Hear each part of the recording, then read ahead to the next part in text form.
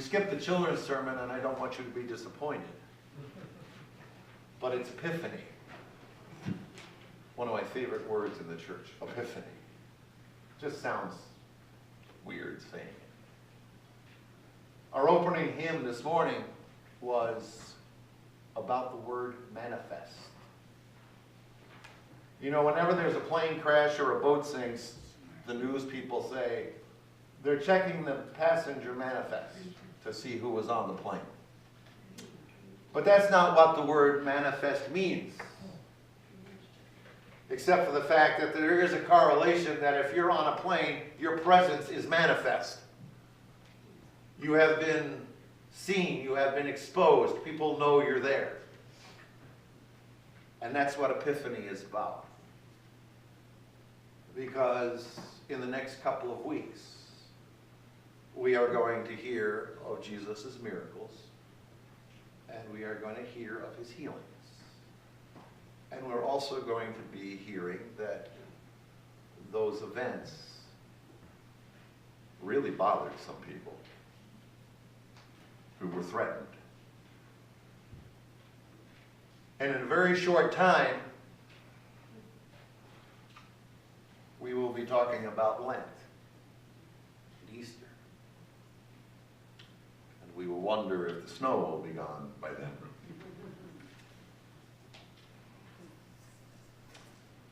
A few months ago, when the movie The Martian came out, the novel by Andy Weir showed up on my Kindle list of available books. Up until about 3 years ago, I wasn't much of a reader, but retirement does strange things to you, especially when you live up north. Gone are the days of running outside and putting on the cross-country skis or borrowing somebody's snowmobile or going ice fishing. Now I'd rather just sit by the fire and read a book. And I don't usually read a book that I think I'm going to see the movie because they're usually not exactly the same. But I read all 400 and some odd pages of The Martian, and frankly, at some times it got a little boring. If you don't know the story, an astronaut gets stuck on Mars. Everybody thinks he's dead. They have to escape. They lift off, and through the miracle of modern science, they find out that he's alive. But it takes a while. He's the only guy on Mars. There's nobody else there, and he can't talk to anybody, including NASA, because it's too far away. It only takes 1.5 years to get there. So we have this story of this lone astronaut trying to survive on a planet that doesn't have water and doesn't have food and doesn't have animals and doesn't have any communication with anybody. Well, through the 400 pages, he figures everything out. And he junks the satellites and he digs up leftover stuff and he botches it all together, and in the book it gets a little complicated. And frankly, at some points I got a little bored and fell asleep. So when the movie came out, I'm not going to tell you how it ends, don't worry. So when the movie came out, I thought, I wonder what they're going to do with this movie so it's not quite as tedious as the book. Well, you know, he's got to figure out, it's all this engineering stuff, and he takes these solar panels and he puts them on the trailer and he does all this stuff, and got a little long. So the other night, since my wife was out of town, I decided to watch the movie on Charter. And surprisingly, they told the story. And they hit all the high points, so you knew what was going on. And they showed him working around the place where the satellite and the landing craft was, and he can't take off in that because the rest of it's gone. And they showed him doing this and doing that, and finally communicating with NASA, and to make a long story short, everything worked out fine. But they condensed all this, you know, so the movie wasn't 4 hours long. It was a reasonable hour and 50 odd minutes. But they got the point across. We knew what was going on. And evidently the producer and director did a pretty good job, because I understand it's up for an Academy Award and an Oscar, which is just great. Well, we Christians have a similar problem. Not that we're stuck on Mars by ourselves, not that problem. The problem is condensing these 33 years of Jesus' life into a short enough story that it keeps your attention and we hit all the high points. Several years ago, in a children's sermon, in the week of Palm Sunday, I said to the children, Jesus is going to be crucified Friday. And this little child, about 3, started crying. And I said to her, it's all right. We understand that Jesus is going to die. And through her 3-year-old tears, she cried out, but he's only a baby. She didn't understand that that whole life of Jesus had been condensed into a year-long journey. And just 4 weeks ago, we were celebrating the babe of Bethlehem. And last week, I assume whoever was in the pulpit talked about the baptism of Jesus. And somewhere in between, we hit Epiphany when the Magi showed up, and the Greek Orthodox celebrated Christmas. In just 4 or 5 weeks. Somewhere in between, I think I gave a sermon on Jesus being 12 in the temple. I think that was in Elk Rapids, I'm not sure. And now he's 30-something years old, and he's at a wedding. That whole story through Advent, Christmas, Epiphany, Lent, Easter, and then the growing years or the growing weeks of Pentecost. And we start all over again. And sometimes we lose track.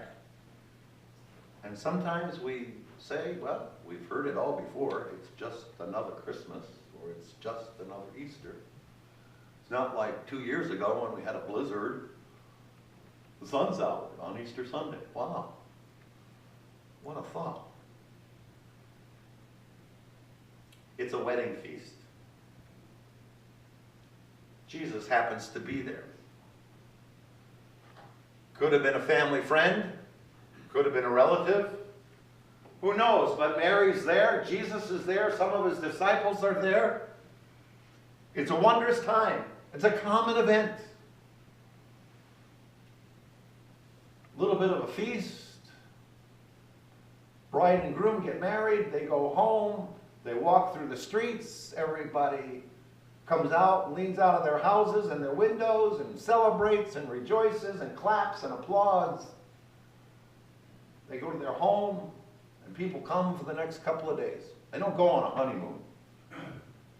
Those days, you didn't go on a honeymoon. Everybody came to see you. Couldn't afford to go anywhere anyway. The only thing you needed was a lot of food and a lot of wine and a little bit of music, and you had a great time for a couple of days before you went back to the real world of poverty and scratching out some kind of existence.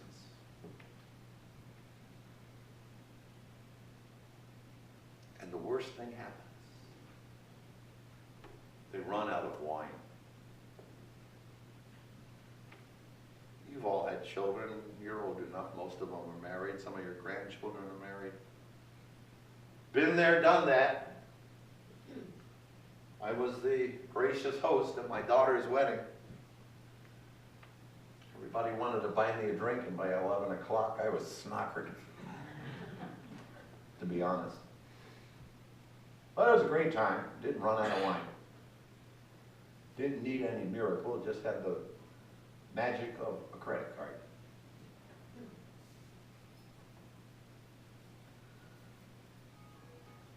They're out of wine, Jesus. Mom, don't worry about it. It's not my problem. They'll deal with it. So the servants came, talked to Mary.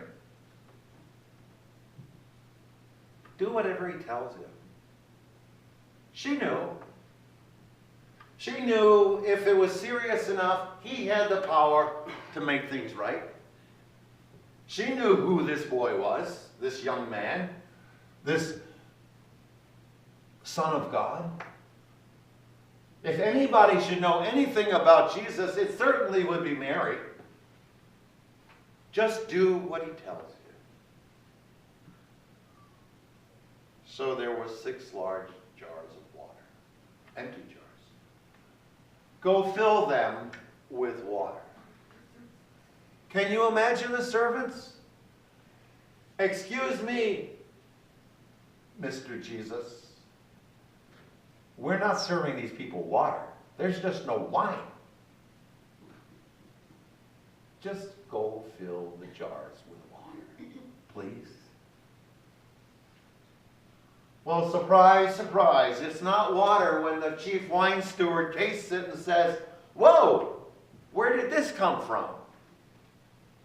Usually you give the good stuff first and then you get to the cheap stuff. You go to the 12-year-old scotch, then you go to the 6-month-old scotch. You go to the wine that was made last week. Not as good as the wine that was made years ago. We all know that. Mr. Bridegroom, where did you get this stuff? I don't know. According to the gospel account, it really doesn't say that everybody knew it was Jesus. Mary knew. The servants knew. The disciples knew. Can you imagine the post-party meeting with the disciples? Say, Jesus, where'd you learn that trick? Why don't we go into the winemaking business? That'd be a good thing for us to do. It's better than fishing. No, that's not what we're about. We're about making the power of God manifest. We're exposing people to who I am, slowly but surely. I didn't plan on making the wine, but my father had a better idea, said, they're out of wine, let Jesus fix it. His family and his friends and a few outsiders will realize that there's something special about him. And we'll keep doing this until they understand who he really is. We'll keep doing this until enough people get annoyed with him that they're going to kill my son. But that's okay, because I have a plan. And you know the rest of the story.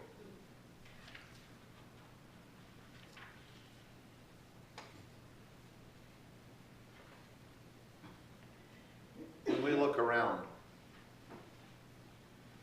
we often are not privileged to see God at work openly.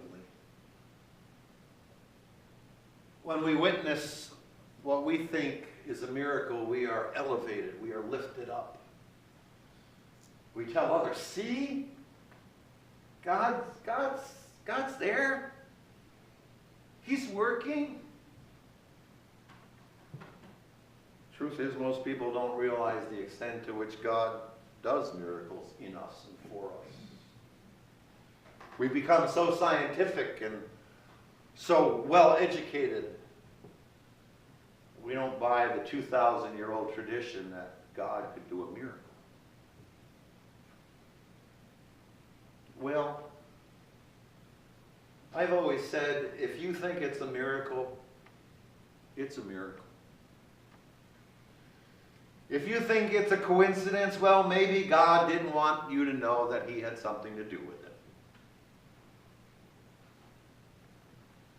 Expect a miracle. Why not? When I look at my 2 grown children and their 5.5 grandchildren, it's a miracle. When I look at my life and times when I was failing and falling. God sent people to intervene in my life, and it was a miracle. And I'm still at it. So how do we live expecting a miracle? Our second lesson tells us today we have this Spirit. This Spirit who manifests its presence and gives us special abilities to use to the glory of God.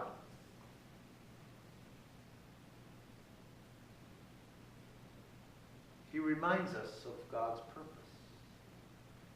The Spirit reminds us that we are important to God, that we are workers with Christ in His kingdom. When you start a new job, what's the first thing you want to do besides showing up? You want to please your boss. You want to do what you're told. A couple of years ago, somebody made a lot of money making power bands that said WWJD. What would Jesus do? Everybody talked about it. A lot of people bought them. You don't hear about it too much anymore. But I have a suggestion. Just ask yourself, what is Jesus telling me to do? Mary had the words for us today. Do what He tells you. Do whatever He asks, and you might find yourself in the middle of a miracle.